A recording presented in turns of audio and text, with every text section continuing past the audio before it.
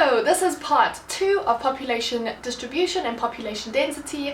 Go and check out part 1 if you haven't already. Now, in this video we will be looking at the different factors that affect population distribution and population density.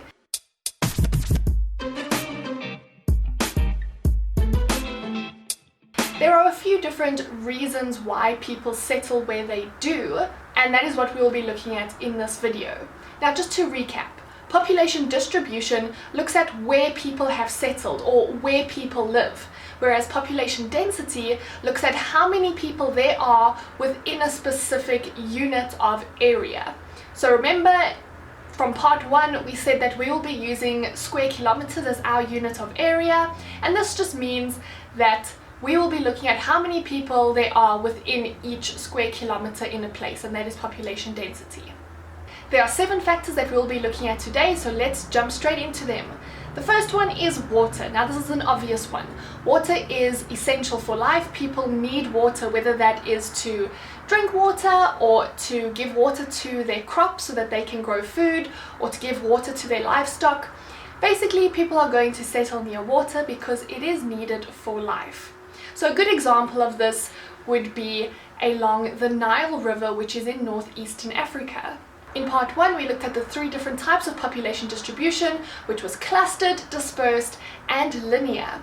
When people settle along a river or a shoreline or a road, that will be a linear population distribution pattern. That means that if people have settled along a river, as they have along the Nile River in Africa, we would say that that is a linear population distribution.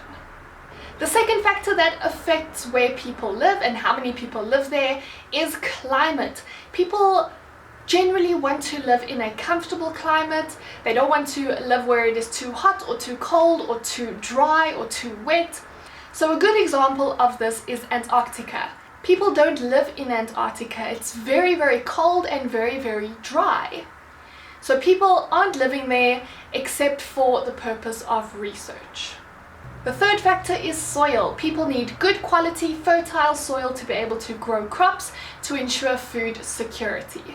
So people are going to settle where there is good soil so that they can ensure that crops can grow. The fourth factor is relief. People need flattish land to be able to build infrastructure. It will be very difficult to build at the tippy top of a mountain, and even if people really wanted to build at the top of a mountain, it would probably be quite cold, which would again link back to our second factor of climate. People don't want to live where it's very cold. It would be cold at the top of mountains because as we increase in altitude, temperatures decrease. Our fifth factor is resources. People tend to settle where there are lots of resources. So a good example of this could be the gold rush that happened in South Africa in 1886. People want to be able to use these resources to make a living. So these resources could include something like gold, which would be minerals, or something else like fish. Anything that they can use to help them make a living. Number 6 is history and politics. So things like colonialism or wars have affected where people have moved and settled. In the past, people could have been sent to work in different countries, or people could have fled their country because of a war, and all of this has resulted in different settling patterns and also different densities in populations. Our last factor is socioeconomic. People like to live near work opportunities. A good example of this happened during the Industrial Revolution, where people were struggling to make a good living off of their farms, and so a lot of people moved to the cities to be close to mines and factories so that they could be close to work opportunities and hopefully make a better living for themselves. And those are the 7 factors that affect population distribution and density. If you found this video helpful, please give it a thumbs up and subscribe to my channel, and I will see you in my next one. Bye!